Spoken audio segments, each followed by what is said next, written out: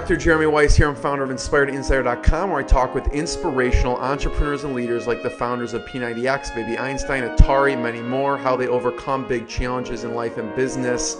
This is part of the Skubana e-commerce mastery series, where top sellers and experts teach you what really works to boost your e-commerce business. Skubana is a software platform to manage your entire e-commerce operation.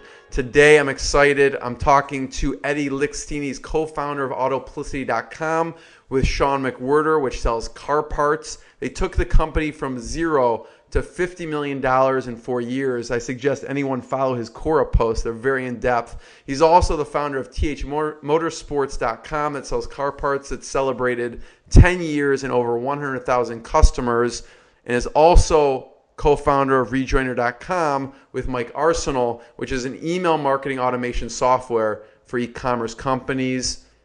Eddie, thanks for joining me. Hey, thanks very much for having me. That's like a big, big mouthful of stuff. Yeah, it is. I realize my LinkedIn profile must be just like way too long. I'll cut it down. No, and there's probably like 10 other sites that I do a lot of research. There's probably 10 other sites that you own that I didn't find. But I always like to start with a fun fact. And a fun fact about you before we get into some of the, basically how you got from 0 to 50 million in 4 years, which we want to talk about, is you're an avid lover of feel-good movies of the 90s, and you could rewatch movies unlimited times. What's Absolutely. the movie that you've watched the most amount of times? I think the two contenders are Ferris Bueller's Day Off and then My Cousin Vinny. Okay. Each watched in their own segments. Ferris Bueller's Day Off is more of a Saturday morning show. And then, I even call it a show because how many times I've actually watched it. And then My Cousin Vinny, I used to work in New York, and I'd watch it almost every single day and eat my lunch. And it would just like play on my laptop over and over. So, before we hit play, I wanted to know what's top of mind, what you want to discuss, what you think is most important. You said something really interesting, and you talked about building a legacy, building a brand. Talk about that.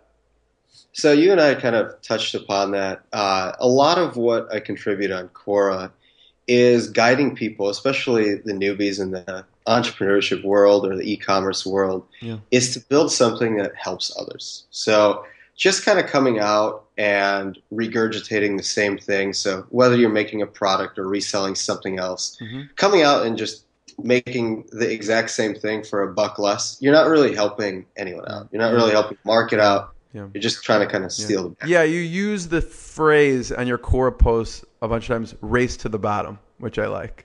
Yes. Yeah.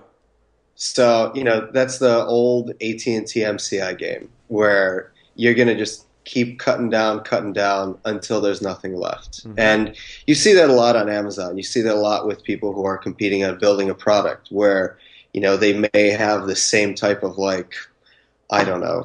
slicer of some sort, and the next guy's just looking to make it for $1 less in China. And it doesn't really help the consumer, but people know how to game the system to get reviews and grow the products up. That's one thing that I always advocate. Try to make something new. Yeah. And then when you build your own brand, it's really easy in e-commerce off the bat to make money. Buy low, sell high. Pretty simple mentality. But what happens after that is more difficult. And if you continuously just do that, let's say you built your entire business on Amazon, no one really knows who you are. So after 10 years, the only thing you can do is shut down. No one really, some people claim that you can sell for a huge multiple. I've seen that.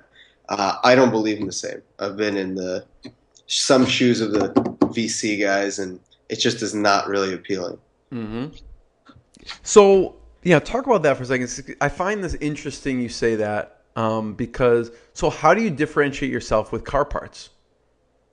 So we have two entities. We have TH Motorsports and Autoplicity, which are both ran separately. TH Motorsports is now 13 years old, maybe even 14. No, 13 years old. And its basis was social marketing. So everything that you know about social, we were doing way back in the day. And it was started in a really simple manner where... Why did you start it in the first place? I love cars. So I'm a huge automotive aficionado. Yeah. And I was on forums. That was the first place that I could find information. Like, I wasn't a mechanic. There wasn't really many places to go on. But there was this great group. Specifically, I had a 2001 Honda Civic, was car number one for it. I had a 2000 Honda Accord. Yeah. Yeah. I feel like a lot of people just had a Honda at some point in their life. Right. And I just got this knack to do something unique with it. I didn't want to drive the exact same car that everyone else did. So the only place that I found was the forum.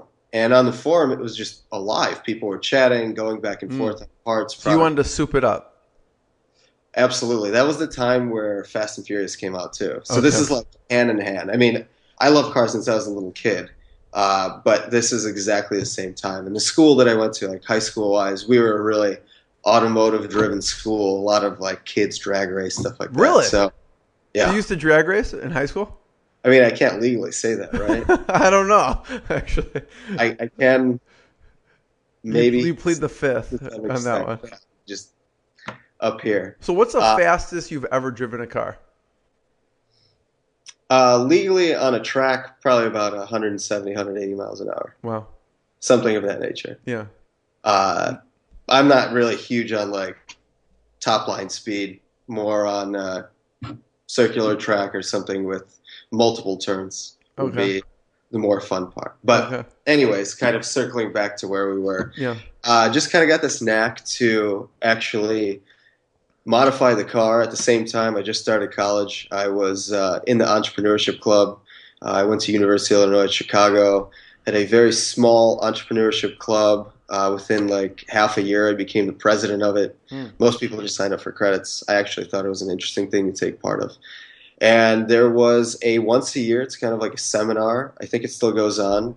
If you're a Chicago native, for whoever's listening, it was at Navy Pier. Right, yeah. And it just like the bug bit me. I wanted to do something. Yeah. And I was already selling books for a few people. I sold a lot of stuff on eBay. That was like how I made money on the side. So I thought, okay, why don't I try this in the car part world? And my first supplier was actually a competitor who I was buying from on the forum. So that's TH Motorsports. That's how it differentiates. It still to this day has a really big presence on the social side. And that extends outside of just forums. That could be on Facebook. What we do is we try to help people. So what our big differentiator is from the Amazons of the world, as a lot of people like to say, is we are gearheads. We employ ASC techs. It's people who know the nuts and bolts, who can help you with a huge $10,000, $20,000 engine build and get you on the track, or they can help you with something simple. Autoplicity is a little bit different of a play. So Autoplicity's value add is you have the largest aggregation of automotive parts online in one spot. So it is kind of like the Amazon of automotive. It's a site that works really well, fluid, fast, easy to find stuff, and you can go on and buy a bumper, a distributor, you can get floor mats, and if it's a truck, you can get a winch for it all at the same time. Right. So that's kind of our value add to the world when it comes to Autoplicity. At what point did you start Autoplicity? Autoplicity is now 4 years old. It was kind of the brainchild of wanting to expand. So TH Motorsports focuses on sport compact. That's, again, back to the Fast and Furious old school days. It now does a little bit more than that, but that's its roots. And I just really wanted to expand. I remember going to the SEMA convention, and every year I would kind of hang out with all the sport compact companies and areas. And then I saw that they were just minute in comparison to the rest of the market. Then I started doing research. It was a $300 billion market. I said, okay, we need to scale up quick. And that's where I got shot. So TH Motorsports, what did it look like e-commerce wise 10 years ago? What were some of the things that worked then, and then what started to work as the internet grew? I mean, 10 years ago is like stone ages of the internet. Yeah. That's, sometimes I'll jump on Wayback Time Machine. Yeah. And so TH Motorsports originally was called TrueHonda.com. Okay. Hence the T and the H. There was a period of time. I was wondering what the TH was for, yeah. Yeah. There was a time where everyone had a very unique name, and then they used a trademark of some kind of automotive brand.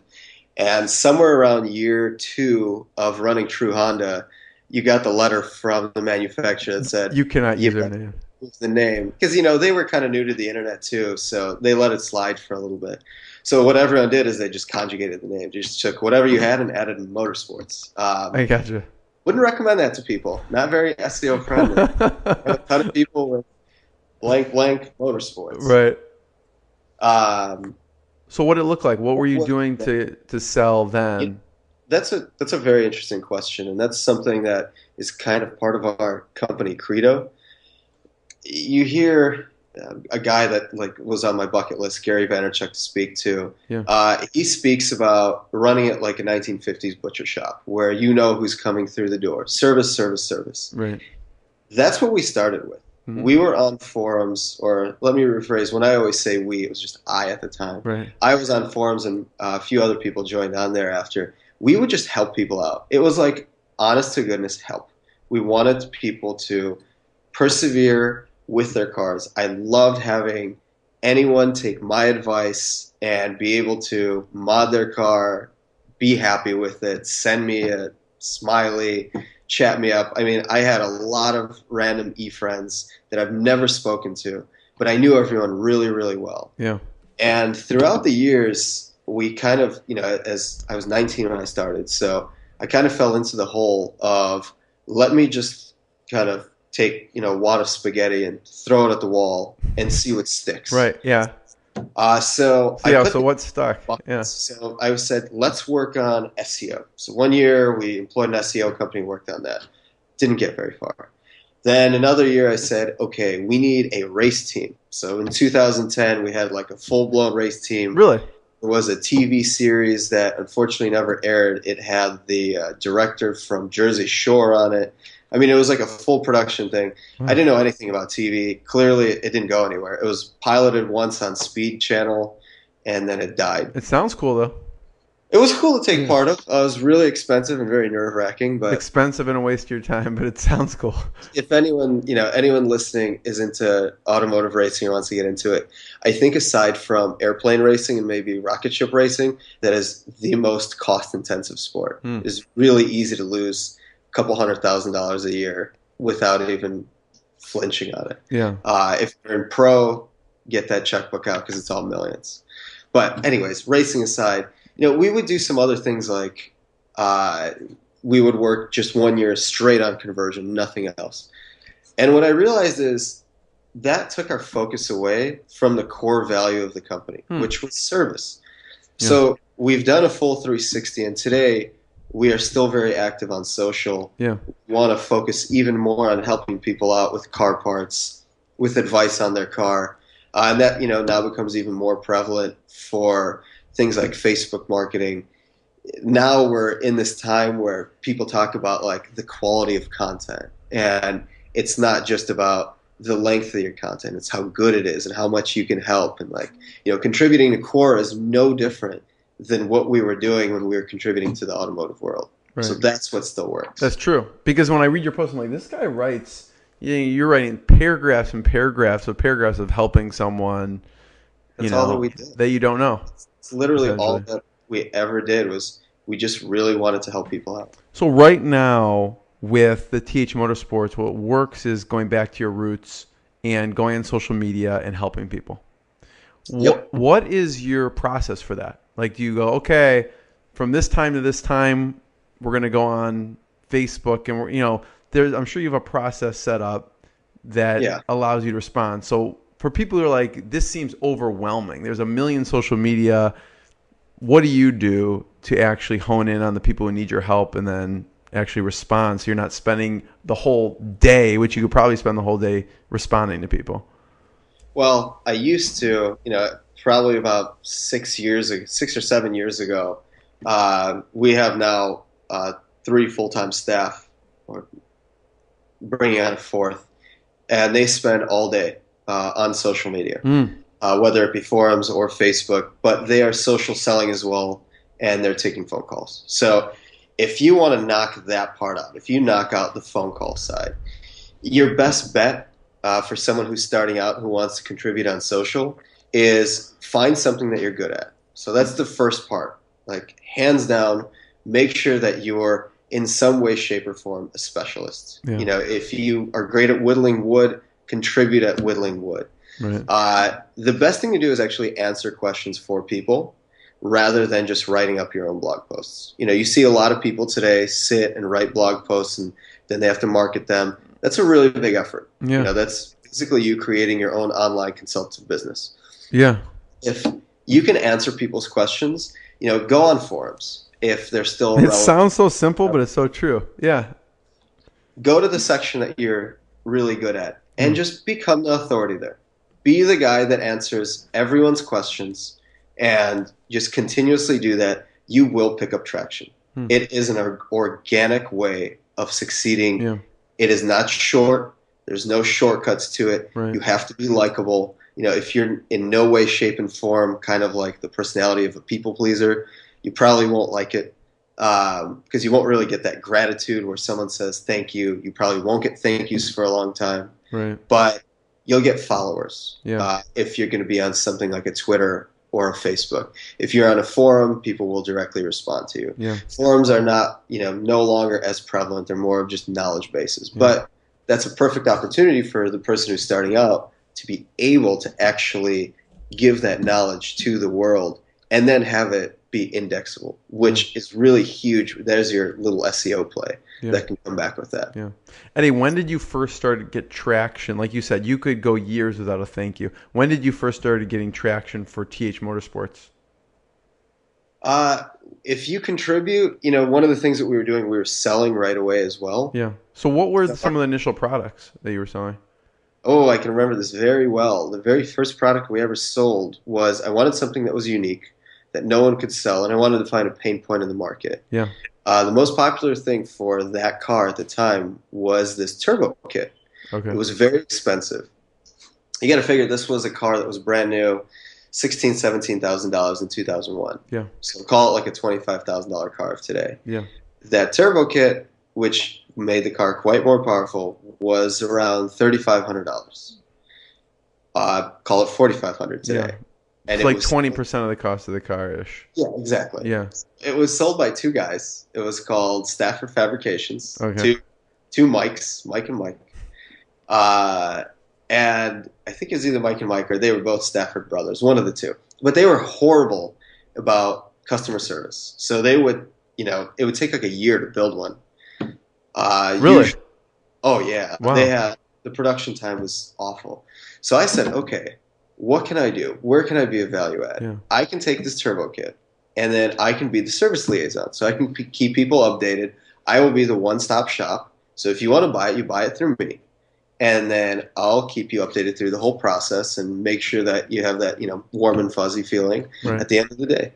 And that was the first product that we ever sold. And we probably sold about 35 of them or 40 of them in the first year. Wow. All payments were taken by check. I mean, it was super old school. And it was a lot of years of agonizing updates because I dealt with a very, very bad supplier. What was the next major milestone for you? So that was the first product. What was next milestone in the business? So we were only in Honda. It was truehonda.com. Right. The website was built by a guy at school at UIC or University of Illinois Chicago. Yeah. I followed that traditional make a flyer and staple it all over school and someone will, pick it up. And this guy did, and he literally built a platform from scratch. Really? Yeah, I don't even know what it was coded on. I have no clue to this day. He just kind of built it, set it, and forget it. He actually had an interesting story where he got caught by the FBI. He used the same server that we were on to hack the Dare website. Are you serious? Yeah, so apparently he was like a major hacker. There. Yeah, really strange. But he used that, and then off of that, he got arrested.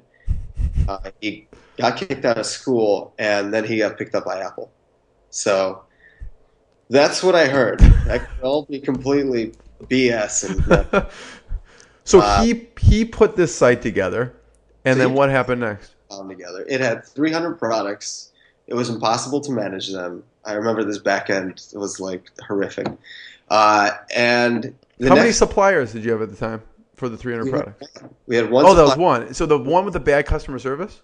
We had one for bad customer service, and then for a few of the other parts that we sold, the other 299 of them, I use our competitor. So he would compete directly against me, actually usually selling at a lower price. He'd sell to me at like 5% below cost. Yeah. And I was unfortunately that guy in the market who was like the kid in his basement who was making 5 points, just happy to do it, and buying from his competitor.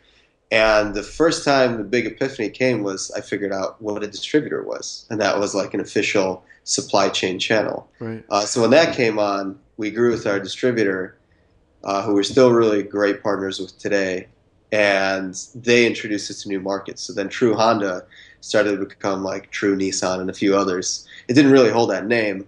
We switched the name to TH Motorsports at the time and started breaking into different markets. So but we you owned all those sites at one point, like True Honda, True Nissan. No, it was just. Oh, you didn't. Oh, I got Yeah. you. Okay. The rest were all under the TH Motorsports Yeah. brand. But it gave us the ability to be in the social world, Yeah. other places. So it taught me that the approach that we had was packageable to different markets in the automotive segment, and that's how we grew. So how did you get traction? Now you have these 300 products on your site. Now how do you get people to buy the products? It was all off forums. We All had forums. no organic presence. I gotcha. None. We ran, when we expanded markets to Nissan, to Subaru, our website still had 300 Honda products. We actually ran 2 years without having an official website to support those products. Really? It would be only on, you'd have the picture on a forum post, and then people would pay us through PayPal. Google Checkout used to have this cool thing where you could send an invoice and they can pay by credit card. So it was like a virtual shopping cart, and we didn't really Talk exist. about minimum viable product, right? Yeah. You don't even need a website. Yeah, it was an interesting time. I mean, that stuff doesn't fly today. It's very personal, though. It's almost like Craigslist where you're selling a car and you just like take a couple pictures, and except you do it virtually. Yeah. So when was the next major milestone in the business where you're like, wow, this is a business? Like you went from your basement making 5% Yeah. to the next level. When was that point? So once we brought on our distributor, we understood that there was more distribution in line. At that time, we launched a website that had 100,000 products versus just 300. And that really changed the game very quickly. That's when I started to understand, you need to build a site properly, what conversion's about, or the world of CRO. I mean, a lot of those things to me at the time didn't have a specific name, Right. but just marketing in general. Right. So that's when things started to change around. Yeah. How do you manage? I mean, you said it was hard to manage 300 products. Then how do you manage 100,000 products? It's market demand. So we would still focus, it's that 80-20 rule, but in this case, it was the 90-10 rule. So we would definitely focus more on the products that we would sell. And then we kind of had like the split in two. So from the social side, it was very specific. You knew exactly what we were selling. When it came to the website, big driver at the time was Google Shopping when it was free. Mm-hmm. And you can pretty much put up everything. So that's what we did. We just said we have a supplier. They have the products. We're going to put them up on Google Shopping. There's our marketing. Aside with, maybe what else did we do throughout the time? We did some affiliate stuff. We did some other automotive-only CSEs, comparisons shopping engines. And that's pretty much it. So they kind of ran like side by side. Yeah. That's how you gain traction for it. So, Eddie, what should people know about increasing conversion on their site? What do you do that works? I am a big believer of trust. Okay. So prove who you are first and foremost. Yeah. Because I was studying your site, and I'm like, obviously, this guy's been doing it for a long time. He knows what he's doing. So what things should people have on that page? Because I see, if you go to your site, the trust is there, right? You have as seen on NBC Sports. Immediately, you know what NBC is. You have 10-year anniversary, right? Yeah. So like those type of things is what you're talking about, or what else? Yeah, you can. Those trust symbols are usually a really great factor to have someone get, again, that warm and fuzzy feeling Hmm. inside when it comes to actually wanting to buy. Proper reviews off-site. So, there's a myriad of sites that can collect reviews and collect reviews honestly. Hmm. You really want to do that, whether it be like a reseller rating or I think there's power reviews. I mean, there's a whole bunch of them. Yeah. That's a big driver for conversion, Yeah. where I see it from my side. I mean, you can go as deep as colors of buttons. Yeah. You can Talk stuff about a little bit of, get geek out for a second on conversion. like minutia. Like Yeah, we're whatever talking, you think's important. If you don't think it's important, don't worry about it. But I was having the conversation this morning with a big e-commerce store, and was the exact conversation. He's like, I have this product page, I want to optimize it, and that's what he's looking at doing. So, what advice would you give him to look at without obviously you have to look at the individual page, but so big maybe winners. Big winners to me. If you ever look at a site that does this really well, hmm you could look at some of our friends like at AmericanMuscle.com. hmm Every single page that they have is really rich in content. hmm So capture the person on the page. Abandonment rate is huge, right? In today's world, 70% plus, 80%, you're on mobile, it's even worse. hence People are rejoining is that hence rejoining. right? Yeah. So yeah, you're jumping on a page. If you're coming off of like a CSC, you're landing directly on the product page already. You have just one chance to tell an entire story and help convert that person all at the same time. So how do you do In 2 seconds, right? yeah, 2 seconds before they click back and check another price or something like that? So in today's world, I see conversion as engage the customer as hmm much as you can. So hmm start solving pain points for Yeah. them. Yeah. Why is the person going on your page? Do they just need a price? Cool. If they're just looking for a price, display on your page the prices of some of your other competitors, if you legally can. That way, they don't need to bounce out. Yeah. There's one thing that you can do. Yeah. If you're having a customer come to your page because they're interested in the product itself, get a video up there. Show it in full. A huge write-up is great, but people run out of gusto. They're not going to have the time to read, like 40 paragraphs on exactly what this product does. Right. Give the key points, put on a video. If you have something that is applicable where you have the product in hand, do an opening box video. Show people what it's like. Hold it. Twist it around by the camera. Yeah. Give people an idea. That will inherently give you authority.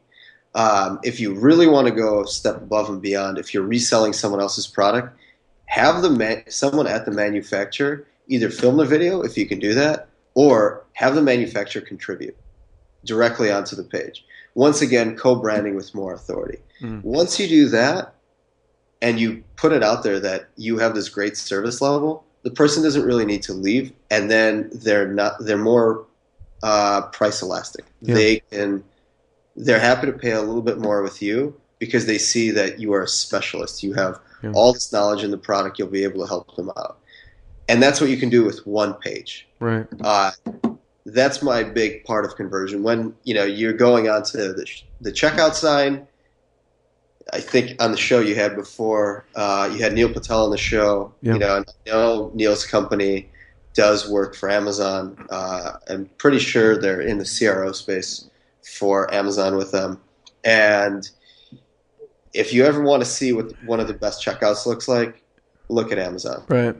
Start studying where you can hit the homepage, where the link deactivates, Yeah. colors, time, size of pictures. I mean, Right. you They've done get- all the testing and spent tons of money doing that. Yeah, Yeah. I mean, when you get into the really, really, really detailed aspects, I mean, that's where you want to look at the big sites that compete against you Right. to see what you can take away from them. Yeah. No, I like how you keep highlighting, Eddie, pain points, from choosing a product to on the page. What is a pain point that you saw, only because you're in the industry, that you saw that you needed to highlight in a particular page because you knew the customer that maybe most people wouldn't have thought about? What are some pain points? So that was the biggest one, and Yeah. that's this is something that we do on Autoplicity. Yeah. Is we thought, okay, why do people go on a CSC, comparison shopping engine? So call it Google Shopping. We'll go back to that. Sorted by price, you're stuck with a really hard choice, right? Like I'm trying to buy a PlayStation, and there's 5 places that sell a PlayStation. All 5 of them have over 2,000 reviews. They're between a 4 and a 5. Where do I choose? Right. Okay, their prices are decently similar. I mean, Sony's going to have MAP pricing, so it's all going to be the same. But you're within, let's say all the pricing is the same, right. Or it's off by a little bit. How do you differentiate the players? Right. So you click on each site. You have to go through the value adds. If the prices are different, why would you want people to click back and forth from all of them? We got people onto our site, and we show people the top competitors and their pricing. Yeah. So we tell them there's no reason to leave. You can see if you're just going on price, here's the competition, go for it.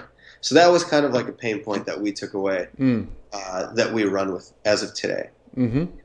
On the TH Motorsports side, I'm sure we've done things that were in regards to fitment. So fitment for automotive vehicles is a very important thing.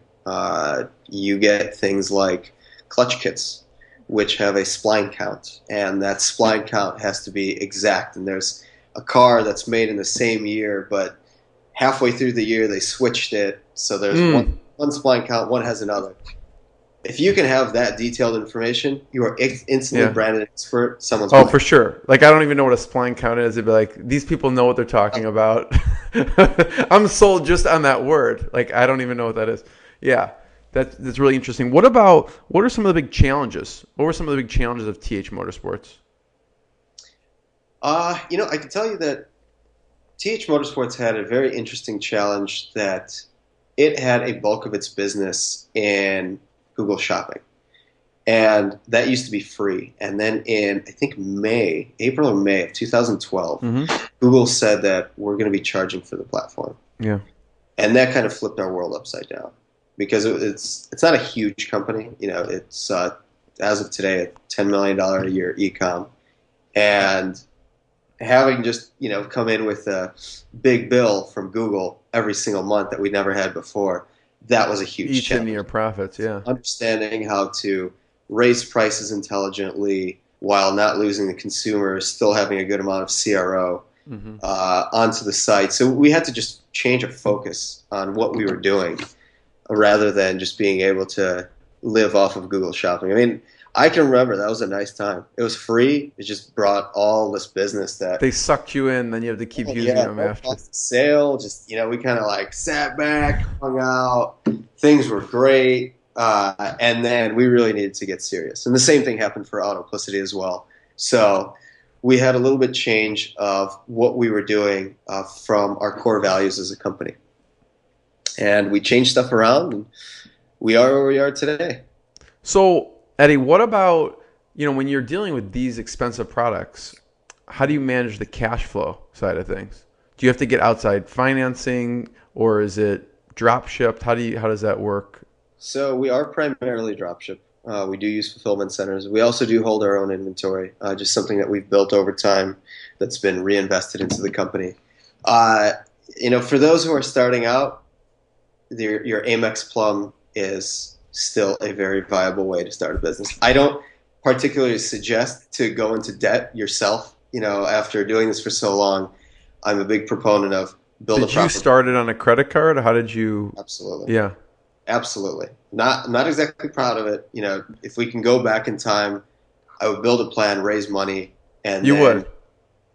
Yeah, I mean, your biggest constraint in any business is cash flow and lack of funds. Yeah. So I want to be able to raise money and make big plays. When you don't raise money, when you run, like most people run an experiment for a month, right? Or you need at least 1,000 results. Yeah. We would do things within a day, an hour. You watch it and go, is it working? Is it not? You can't afford to have it go any longer because you lose too much money if the experiment is going haywire. Like, what's an experiment that you were like scared to do that you thought could be a big play? A million times we ran just like pricing algorithms and what would work, what would not to raise margin. And we would sit there for hours thinking of something up and then put it in play And then literally the next morning, I would have my partner call me and go, okay, yeah, this isn't working. I just looked at it. I would look at it too and go, okay, we need something new. So we would do that for about a month. We came up with at least 30 different approaches within 1 month time. You test like up to 100 things, 100 events at most, just because you didn't have the ability to do anything else. So that was a really stressful time. Those are some crazy things to do. Or from the perspective of marketing, like look what I did with TH Motorsports. We sunk in a ton of money into racing. It brought no ROI. The show never went live. We got into That's painful. Oh yeah, we got into magazines. Magazines were pretty much dead. No one looked at them. We had like a 6-page spread in the coolest magazine for sport compact. Nothing. It's good for social proof, I guess. That's about it, right? We have a plaque hanging on the wall that we got sent, like pictures out of. It's an expensive plaque, right? Yeah, it's a very expensive plaque. What about what paid advertising works well? What should people try out? I mean, your first and foremost, your strongest thing is going to be, if you're reselling products, try PLA/Google Shopping. Mm-hmm. If it's your own product, CPC. I mean, that's your numero uno. If you want to mimic the same thing, the Amazons of the world, including Amazon and eBay, are going to be your two strongest. Then trailing off to, like Rakuten/Buy.com. I still like Buy.com. You have some opinions on that on Quora. Like you say you don't love Buy.com and Rakuten. Right? I don't love that you took one of the best names, one of the best URLs that would ever exist, and change it to a name that no one in the U.S. would know. What do you mean? Just kind of a difficult thing where, Buy.com, so easy to remember. Oh, Rakuten, you mean? And and then you change it to Rakuten. And I know they did that. They have Japanese ownership, right? That's the background of it. I see what you mean. Yes. And I get it from, an honorary perspective. And I'm sure Rakuten makes a lot of sense in Japan, which just doesn't make any sense in the US versus Buy.com. That was it. It was just a name type thing. I can keep going for 3 hours. I hear footsteps. So how much time do we have before someone's not late for work? I think we have about another 10, 15. Okay. You just tell me. Okay. So challenges with Autoplicity. Because it seems like on that trajectory, I'm thinking, what challenges could someone have going from 0 to 50 million? Data. Yeah. Data. And then managing a supply chain that large. So Autoplicity has 8 million parts available. That's crazy. Yeah. Out of them, about 1.2 or 1.3 million are physically in stock somewhere, unique. And then we have a lot of product as well that you can purchase that comes directly as like a build from the manufacturer, which is a pretty standard thing in this industry. Suppliers will make only 10% of their products readily available. The rest they build on order. The big challenge was for us kind of on a twofold. So getting the data is really hard. Automotive is a very old guard industry. So a lot of these manufacturers, they don't have box sizing, so they haven't Cubiscanned anything ever. They don't know what fitment they have for their parts. When new stuff comes out, they don't update you. So for us to build a catalog where the number one most important thing you can have for an automotive site is a vehicle configurator. So someone needs to jump on the site, say, I have car XYZ. I have the year, I have the make, I have the model. Exactly. Show me what works with this car. Yeah. And that's where you run into a big issue, just because a lot of times customers think that it's our inadequacy, that we have bad data, or we led them in the wrong direction. But in reality, it's the manufacturers don't even know. And the manufacturers, a lot of times, are just supplying from China or from somewhere overseas. They're getting this giant catalog of stuff that has bad fitment on it. So getting that, images, descriptions, I mean, you're putting together this massive catalog, which has been a huge undertaking. It's a challenge of our company. And that's one of the things that sets us aside from the rest of the competition. You can get into the automotive world, but to build the size of a catalog that we have is very hard. Yeah. We sell on Amazon, and Amazon asks us for data. That's one of the very interesting things that, we were talking in the beginning about building your own brand. Right. Companies like Amazon have this beautiful model where they have the marketing power, so they tell you, hey, give us the data. You'll be the unique seller for it. And you are for a little bit of time until someone else matches up with that ASIN or SKU on your side, and that's it. And then you're competing on price. Then you're competing on price, and you've given the data up that was unique to you that you bought out. So does that end up being a good thing, or I think at the end of the day, it's going to come out one way or the other. It's going to happen, so you might as well just be the first. Yeah, hoarding it is not really going to be the big driver. Just be on the cusp yourself. Yeah. With 8 million products, we have tons of room for improvement. So that was the big challenge when it came to Autoplicity on the data side. Yeah. And then on the flip side, you had management. So coming from TH Motorsports, we were in 4 different platforms, 4 or 5. Like the Subaru WRX, Nissan 350Z, which coupled with an Infiniti G35. Now there's the 37, Nissan 370Z, et cetera, et cetera. Hondas and some Mitsubishis.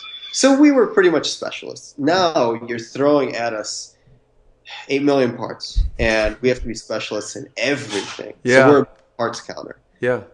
With that, just on the side of helping people out, that's already a difficult aspect. Yeah. But then you have a lot of different suppliers, and these suppliers are different sizes. So some use a very rudimentary form of order processing. So we'd have to tailor our own custom software to make sure it worked with them. Everyone has a different EDI software, pass them those orders, get tracking numbers back, automating. Everyone works in a different way. So you're really managing, it's kind of like babysitting a lot of different people and making all of that work. So that was a huge challenge and an undertaking. I suggest for someone who is bootstrapped, raise some cash before you can do something like that, because if you don't have a really talented team on board, which we were very lucky to do so, being bootstrapped, it would have never worked. Yeah. Talk about that for a second, Eddie, the talented team, right? You have a team of people. How many people does it take to manage and run Autoplicity? Sure. So we are currently in with some contractors in the mid-30s for employee size. We don't warehouse that much, so we only have a couple people there. Where you usually see in automotive companies, they have, which are somewhere around our size, have like 80 to 100 employees. Most of that you see is just in the warehouse if they're building something out there. From the management perspective, I have my fantastic partner. He is our CTO and CEO, or co-CEO, all at the same time. That's Sean. And then I'm more on the biz dev procurement side. So I've loved that side of the business forever. I love dealing with people. And the rest of our team. How'd you meet Sean? Ooh, we have a cool story about that. I know we're running low on time, but when I was running TH Motorsports, he actually had an e-com that was competing against us. And so what happened? We thought we were really pretty much kind of like... So you hated each other. You were enemies.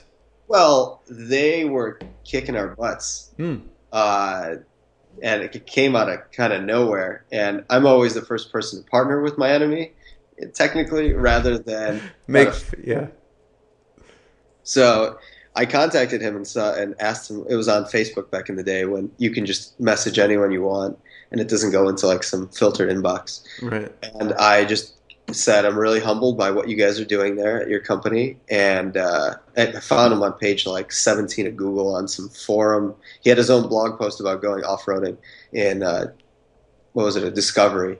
Yeah, it was in Land Rover Discovery. And I messaged him and I said, hey, do you have any software that maybe you can share with us? We'd love to lease it. You guys are doing great. And he actually responded to me and said, I just left this company. And I'm kind of in limbo right now, looking at what to do. And I knew it right there and then. I'm like, I got to get this guy. So I flew him down to Chicago. Where is he from? So he's an Orange County guy. Okay. So he's a California side. And flew him down, and we had just a ton of fun. Yeah. So tell me about the brainstorm. So you're brainstorming at this point, right? What you can do together. Yeah, we took the model of what they had. So I saw that he was very heavy on the software side. He comes from a technical background. There's a site called Marine Depot. They're pretty much the leader, as far as I know, in anything that has to do with fish, aquariums, things of that nature. Okay. And he was pretty much their IT director. Hmm. You know, I don't remember if he had like a VP or CTO role that was executive level. Right. But their auto parts site was great, and it was closing down. It had the ability to span in every single type of market. So we said, why don't we take your knowledge base Yeah. and start building data? You know where to get data from, and I know suppliers, so we'll merge those suppliers. Yeah. So I'm going to bring, you know, what was it at the time, 7 years of buying power with a person and an entity who was able to build something out, you know, all from brand new, unique data. Yeah. And that's it. We kind of merged the two, and we Yeah. became a powerhouse. So Yeah. it was. You It was took an- your two top strengths and just combined them. Yeah, and even still to this day, we still work in that unison. So anyone, again, listening, if you find a partner, make sure that partner complements you. If you both do the same thing, it is not good. Yeah. What's the toughest part about managing and leading staff now that you have like in the 30s? Sure. Specifically that, never being acquainted with it prior. You know, I was never groomed as a manager. I never worked anywhere. I literally went from valet parking and selling random stuff. I worked for a couple of years as a runner or clerk at the New York Mercantile Exchange. In New York, yeah. Learned a little bit of grit there. Yeah. Basically learned not to make mistakes ever when it came to mathematical mistakes. And then afterwards, just running my business. So I've never had the ability to manage a staff. Right. It's difficult, and What works for you? What's your style? lead by example. Mm-hmm. So that's, to me, that's the easiest one. It's the one that I know the most. You know, I'm in the midst of actually trying to read up a little bit more on becoming either a better project manager or just a better leader overall. Yeah. Your skill set has to change when your company It grows. has to change really quickly. You know, again, that's why I like raising capital, because if you do that, you can hire people who are more talented than you in specific areas right away. If you need to be the brainchild, be the brainchild. You know, it's very hard to find a lot of Zuckerbergs in the world who can do from zero to multi-billions. And, you know, that is the same with us. Is at some point you're going to want to hire a weathered CEO, you know, some ex-McKinseyite who's ran, you know, a big company or something of that nature. Yeah. Now, I know we're at some point going to run out of time. So there's two things I want to talk about. One is the obvious question is, what are some of those key things you did to get from 0 to 50 million in 4 years? And two, the software that you use, because I know you're using a lot of different, there's no way without software you can manage 8 million different parts in different ways. So what are some of the key steps or milestones that you saw with the 0 to 50 million, which is a huge trajectory in just 4 years? So since we are pretty close on time, I'll kind of wrap that and package it up. Yeah. The biggest milestones is data.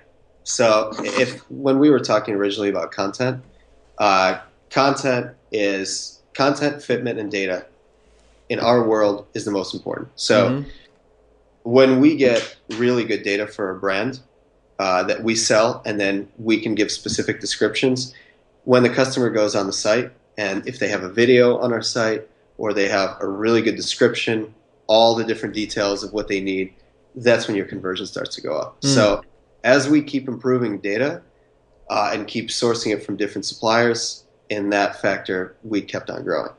And, you know, I can talk about site speed for conversion. We've revamped the look of it multiple times. You know, we're really strong from an algorithmic perspective on a pricing model of what we do internally, how we go to market when we bid for Google Shopping or PLA, CPC. I mean, there's just like this whole myriad of things. Right. So we would need another like hours and hours to discuss of how you kind of ramp that up. Right. In regards to some of the software that we use, this is where I want to kind of, inject and plug in software like Rejoiner. Right. I love that software. I came on board as a late co-founder to that company specifically because I liked it. It was like the Hair Club for Men. If anyone remembers the Hair Club for Men commercials, where the guy at the end goes, "I'm not only the president, I'm also a client." Right. So that was exactly it. I was the client of the company. It was tiny when we started. It was all self-serve. And I loved the team. And the team was just a co-founder at the time. There were a few others. They're no longer there. But that was the person who I interacted with. He was such a great guy. And I loved the person and the product. The product was easy to install. Like, I think we got up and running in like 10 minutes. It's literally just Java. And that helps capture abandonment.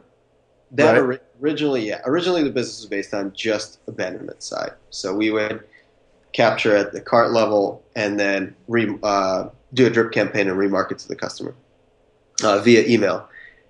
Now we've transformed the company completely. We do pre- and post-purchase marketing. We are bringing on just like full-blown lists if you want to do it with us, and we're full service. So we take all the CRO knowledge and put it together between all of us, a bigger team originally than when we started.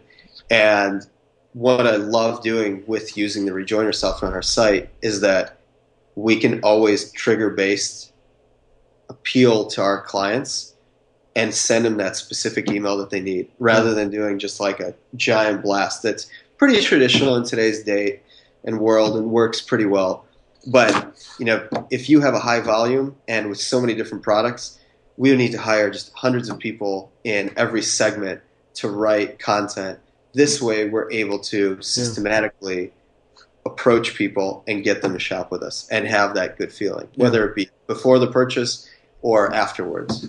Yeah, well, you guys will have to chat with Skubana at some point, because I think you have similar customers, because they do more the automation, inventory management, SKU profitability, that kind of thing. Yeah. What other software do you use that you like for the business? So to be honest with you, I think maybe because we're Midwest boys, some of us, we're very not just frugal when it comes to software, third-party SaaS, but being in the industry itself, I know there's a lot of fluff. So we actually build a lot of it ourselves. Internally? Yeah. Our OMS is built. Well, because you have a good CTO, right? Yes, we do. Yeah. We have a fantastic CTO. So that's why we're able to build a lot of things in-house. And I don't always recommend it to everyone. Well, what's a key thing, or the type of thing that you've built in-house that you're like, we need this? Because that's a lot of time and resources for an important person in your company, right? Yeah. So what was top of? Our OMS is probably one of the most important things we've ever built. For order management, I mean, you can't get any more detailed than that. We need it to be customizable, as I was saying. We have so many different vendors. You built that from scratch. Yeah. We have a lot of vendors who request a lot of different types of data, a lot of different types of communication, and we have different service levels that work with each one of them. So we have to have something that's custom tailored to us. Yeah. And having that in as powerful of a state that it is, I'm not going to get into the details of it. Yeah. It really just makes our lives amazing when it comes to day-to-day process. Yeah. That's about it. If you want to find something up, because I do have to go. Yeah. Eddie, do your thing. Where can we point people towards? Where should they check you out online? Go on Quora. And always, you're welcome to visit our sites, but check out, I'm sure a lot of people on this blog. We have Rejoiner.com, Autoplicity.com, thmotorsports.com, but you have some really rich, content-rich posts that you've answered on Quora. People should check them out. If you just want to see kind of my point of view, but take a look at, I'm a big proponent of Rejoiner. Yeah. Take a look. It's really cool. Eddie, absolute pleasure. Thanks so much. Jeremy, thanks a lot, man. You enjoy your time.